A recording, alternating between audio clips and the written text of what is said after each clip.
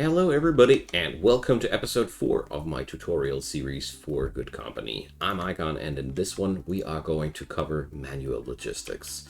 There will be a new zone over here, so we are going to buy that thing and we are going to set up a entirely manual production lane today. So we're going to abandon the automated one here, and I'm going to show you how these connectors work when you want to do it all manually. It ain't that hard, and I personally prefer it because it gives you way more freedom of configuring things the way you want it to happen. So thanks to your very helpful comments in the episodes before, I wanted to share you another nice trick. So in the last episode I was struggling with these plastic cases not getting and wooden cases not getting transported well enough there.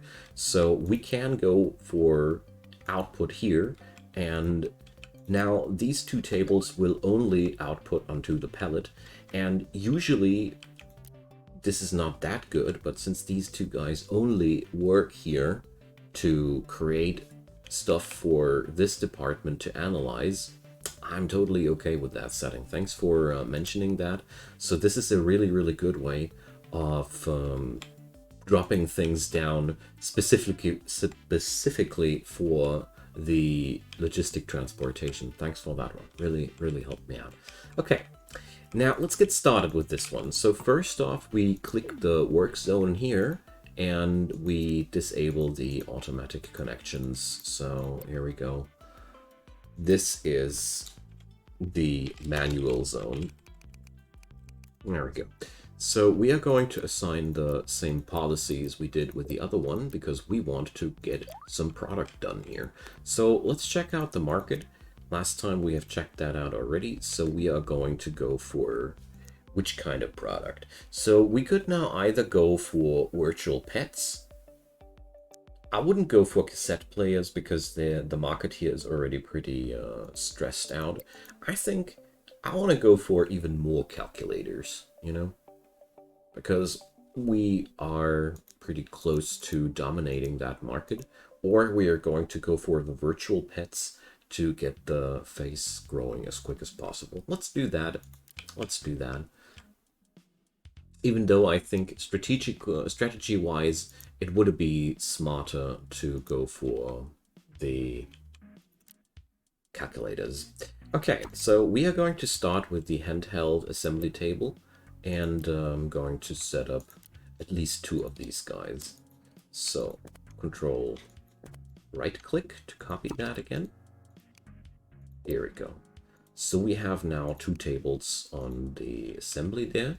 We are needing LED arrays, battery stacks, and wooden cases. Okay, so let's check out how this will work. We have to put up the Tinker table, sadly, for the cases because we don't have any better table for this yet. We still have to gather enough success points for that to happen. Okay, so we have wooden cases. Let's see, we are producing 0.91, or we are producing 1 in 0.91 days. Since we are needing 1.82 days per calculator, it shouldn't be any problem. That ratio should be okay. Just a little bit concerned because it's just exactly enough. So there might be a slight waiting time due to problems with the logistics there. So we are going to place down 1 small shelf in between and think about other shelves later. So we are going to need a place where we produce batteries and LED arrays. So let's continue with that. So chemistry table. Let's drop that one down here. And we're going to make the single cell battery there. Control left click one more time. This one, and control left click one more time. And that one. All right, now we got to think. We have 0.45 battery stacks, or 0.45 days per battery stack. So this one table could actually support 4 assembly tables. We should keep that in our mind. So this one here, let's check that out. We are needing also only 1 single cell battery, so we are also able to support 4 assembly tables this way. And let's check this guy out. Here we are exactly at the right ratio. So we need 2 LED matrices per unit, and we need 0.9 days for 2 units. So times 2, that's that. So we are going to go big this time. So we're going to copy this table one more time. So we have more of that. And we are going to copy this table one more time. So we have that. And now we are going to set up more assemblies. There's one thing though I notice. I want to move this table a little bit around so our dudes have a good chance of walking past there. And now we are going to control left click there and set these 2 up here. This goes a little bit into the logistics zone, but that's okay. All right, so now we have set up everything. 2 tables, or one chemistry table of these supports 2 tables, one of these supports 4 tables, and one of these supports 2 tables. So we should be ratio-wise now on the good side. So the next thing we are going to need are the pellets. And unlike before, we are now, of course, going to be arranging everything manually. So let's do this. First off, we want this place for the calculators for sale. So there's really nothing else that we want to do there. So let's add in a couple of extra shelves here. Leave a little bit spacing in between so our dudes can walk past there. So let's try something like that. Maybe not the most ideal setup, but not the worst either. So we see here, we're going to need chemicals, plastic, wood. So let's order that first.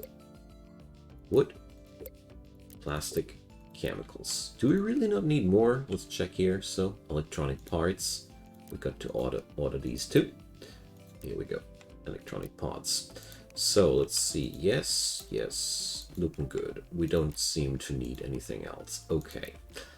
So I think we don't need to wait until these things are here. So what I want to do though is I want to amp up the order amounts. And now we're going to get into the work zones menu. And here you already see there's lots of yellow exclamation marks here. So what we got to do now is we got to connect the dots. So when you click on this palette here, you get an information about all the items that are here. If we click here, we see what items are necessary. So we now simply connect the dots. We connect the electronic parts towards this place. So now we have the supply managed. Now we do need to set up where do these LED arrays go. We put them here into this shelf. So new exclamation mark shows up because the shelf now has no clue about where to put these items. So there's one thing though that I noticed which I don't like, and that's how the connections here are made. So let's check this out. We see here, this connection here is connected directly to the courier pallet. I actually don't want that. So we're going to click that rule and sever it. Boom. There's no more connection now there. Because I just realized I think it's way more fun if we use, let's click that away. Let's pick up this small shelf here. And let's just put into this small shelf here all the materials on the courier pallet. Boom. There we go. So this is a lot more efficient because the people on the crafting benches can now just grab that stuff from here instead of walking from their table to the pallet and back. No, we got logistics personnel for that. So we can close the courier pallet now because most likely we're not going to need it again until we could do that right away though. Let's do this. So this shelf here is going to support these tables, and we're going to open up this shelf here. And this shelf is going to support the other tables. There we go. So it is all in all pretty lengthy, but at least we have now control over every single part of that. So let's close that courier palette. I'll assign that window down here. And let's keep going. So we have this one here. So now we have to connect all the working benches correctly. So let's do this. Chemistry table needs electronic parts and is going to put its output here. So we have that already. That's why it bleeped me. So we're going to say this now that these are for this place and for that place. And now we have our first closed relationship there. So whoopsie. Let's go on further. So we have the wooden casings there. So we're going to put this connection there. Wooden casing, wood. Wooden casing goes into shelf. Wooden casing goes into, whoopsie. Goes into this, goes into that. All right, so we have now the wooden casing, the LED matrix. Let's close these guys one more time. And now we need the batteries too. So the batteries, let's see, this guy can be connected from there. So here things are going to be a little bit more complicated. So these small batteries are needed on all the tables. So I'm going to put them down here on this shelf. And we're going to connect it now into all 4 directions. You could, of course, assign that to your own liking differently. It's really just up to you. So here we go. Let's get on over to the battery stack table. And this one is way closer to this shelf here. So we're going to connect the materials with a closer one. And that's, for me, the real power about all this. So here we have now the battery stacks. Let's put them on here. And let's distribute them again.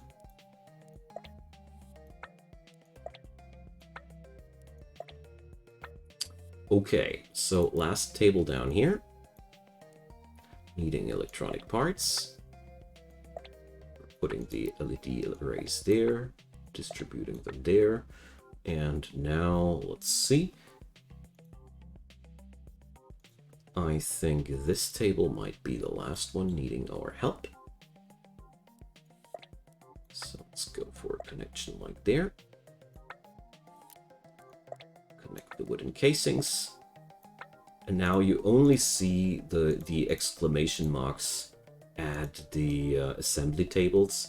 That's because these don't know where to put the finished product yet. So we are going to put the finished product onto this shelf here. So do this for both of these. And the finished product, though, is going to be transported down here. Boom. Wonderful. So yeah, well, let's finish that before I show you around the configurations there. So we are going to do the same thing here. Product goes here, product goes there. And, oh, that's actually not what I wanted. So we're going to delete that. Boom, boom. This shelf is already very occupied. Let's rather take that one. Here we go. So we have now set up everything. Every connection is now working out. Let's close that for a real short moment. You notice that because there's no more yellow exclamation marks showing you that you are in trouble. So I want to fix up a couple of things before we get deeper into that. So our dudes here are going to work on out this thing here. So I want to make sure, let's see, I'll show you, that this shelf here is going to be used completely for the calculators. So there are still 2 slots there. So we go on over there, click in here, click the calculators, and you go for increase bandwidth. Now you see there's the tiny 4. Now let's get on out there. Oh, I think I just severed something accidentally. The exclamation marks really do help you finding, keeping in order. And now you see what happened. We have amped up the total amount of calculators that can be stored in here. So same thing I want to do here. Click and amp up the bandwidth. So now the entire rest of the shelf is now assigned to that.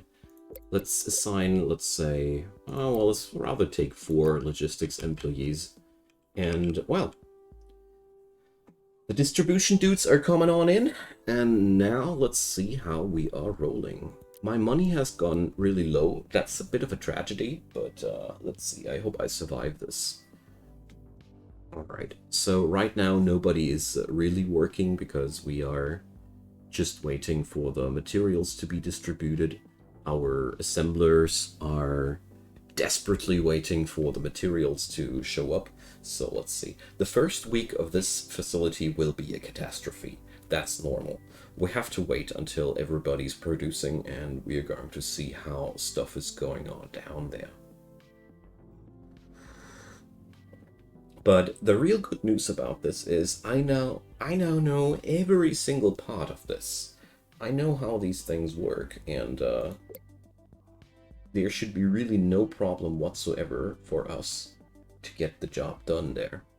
So we are a little bit low on money, so we can now go for a loan if we'd want to, but let's just try to avoid that if possible. So we had a lot of losses during this week, obviously, but let's see if this new assembly is going to churn out some money for us. So let's fast forward here a bit, and you see already the first full batch of assembly is running there. So let's keep an eye out on what happens next. So this guy has to wait a bit for his part.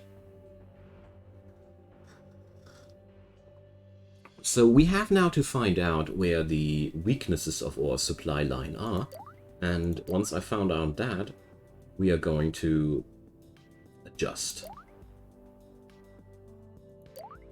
Because this facility has to be able to produce more than merely 4 calculators per week.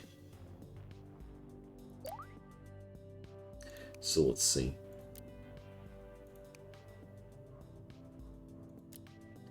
There's 2 calculators being transported there. Let's see. Does the logistic person get that done? Yes, they are. Good. Alright, so we did make some profit now. And this is now going to be the first week where this facility is going to run under full pressure. So, I just noticed that I wanted to create the... I'm so sorry, guys. I'm such a derp. I didn't mean to produce calculators. I even said that I'm going to produce virtual pets. I'm so sorry, guys. It took me such a long time until I actually noticed it. You guys for sure noticed it a lot earlier. Whatever. We are going to churn this up now, and as you see here, we are working out swimmingly now. And it seems as if all the ratios are holding up firm. And there's almost... yeah, well, there's... where is my worker here? Why is that person not working? So, I want to check out what the hell went wrong there. So... we are picking up these small batteries from up there, so that's a bad spot to be. So we are going to slap down these guys also here, and these guys are going to be supported from here. And here you see the real wonderful thing. I can support my tables from 2 sources at once. These guys will now look whether or not there's a battery here or a battery there. Although I really don't know if they are preferring really the closer part or not. I haven't tried that out yet. But all in all, this is where I personally think that the automated connection system is just inferior, all in all. I mean, if you designate 2 outputs, as far as I know, they are doing it chronologically. I'm not convinced that your employees are supporting the second slot before the first slot is filled. So at the end of the day, we could be now considering to put the we could now consider to put the battery somewhere here, just build even more batteries, and sell the overproduction. The thing here is with automatic connectors, I feel like you are much more limited in the way how you do things, whereas with the manual connectors, you are just a lot more, you have a lot more freedom of choice. So what I do realize here is that this production here keeps us waiting a tiny little bit. That's because we are exactly consuming the stuff as fast as it gets produced, and that doesn't work out naturally as well because we have to move that stuff. Another thing that I'm noticing here is that my logistics dudes are struggling with their pathing, so I'm going to open up these spots between the tables so my logisticians don't need to run around this entire column that much. These little things, as you see here, these little adjustments amped up my net gain by around 3k. So as you see there, there's really a lot of room for improvement due to the automatic connectors. So we are going to to do fine right now. What's happening down here is a lot more chaotic and a lot less controllable, and I'd strongly recommend you to step on over to the more tidy version of of manual connectors as fast as you can, because I personally